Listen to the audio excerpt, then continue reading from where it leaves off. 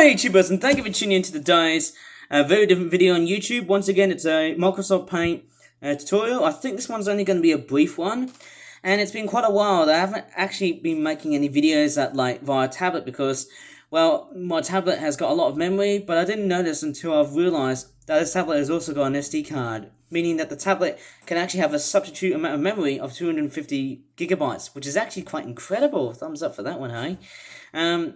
Yes, I know my tablet normally takes up to 32 gigabytes, but hey, 250 gigabytes via the SD card, that's fantastic. But in this video, I'm going to be doing a little brief tutorial before I shall work on my new animation I've done.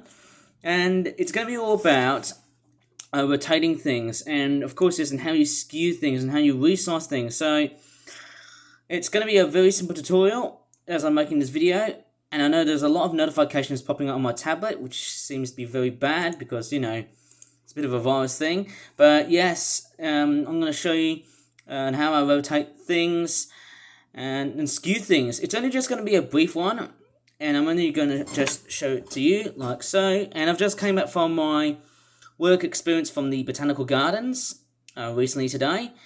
And let me just show you what I've learned so far on using Microsoft Paint, and the way I've used to draw things in a very sort of semi-vectorized way. But of course, yes, Microsoft Paint, as I said before, it's got a very pixelated format, and I should show you very, very simple because yet again it might sound a bit complex because, you know, Microsoft Paint, oh my god, I've got a lot of files here. I've got like over 1,000.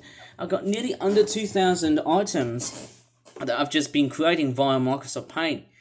It's just massive, isn't it? I feel like I've got an endless portfolio of stuff, you know, used with Microsoft Paint. Blimey. Anyways, let me just go ahead and jump cut. Straightforward, of course.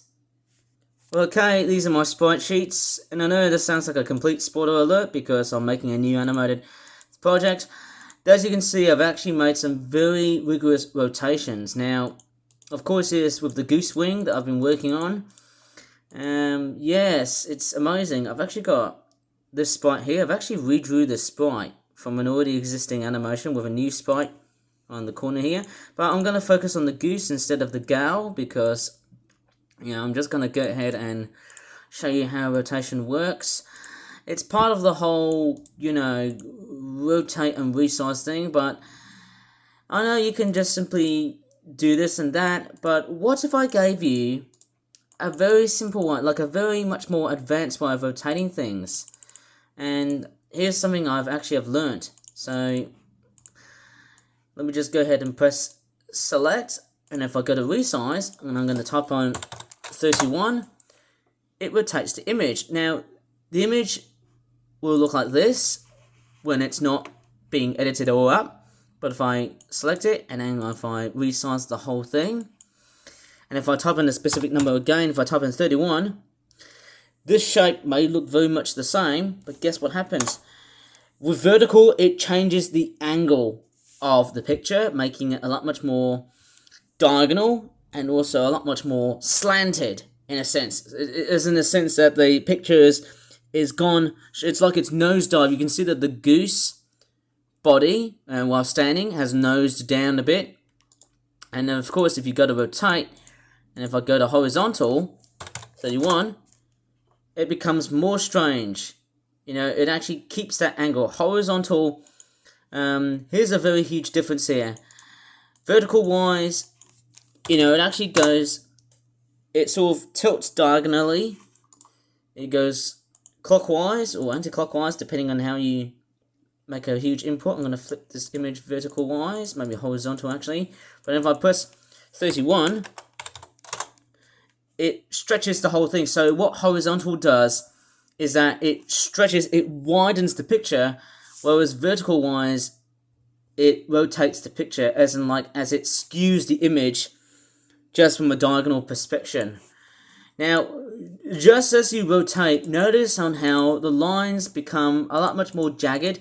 Just be very careful. If you type in a very big number, the lines will become jagged, and all of those will get some very inconsistent patterns of pixels. You can see those pixels. you can see those little dots. This is something I always try to avoid. Little tiny white squares. I often clear them off by just filling them up with a very similar color, or just covering them up with another similar color here, either white or grey, for example. So that's all how it's been done. And rotating things, like if I'm making like a goose flying sprite, I then come along and change the look. And like, how would I change the look of how a goose would fly? I could make like a goose wing, and then I could also change, and then sort of make the angle, tilt the angle a bit, and then make it look like as if it was flying. I have no more words to say, but hey, just a very brief and basic tutorial on how you can rotate stuff. And as I said before, Microsoft Paint is all pixelated, meaning that, you know, it's all heavily reliant on pixels. The lines are inconsistent, and they're all starred and a bit jagged. They kind of look like a staircase in a sense, as I'm talking about here. You can see it's all squarified, rectangular-fied. It's all blocky, isn't it? It's like a 2D block type, how would you say it, format.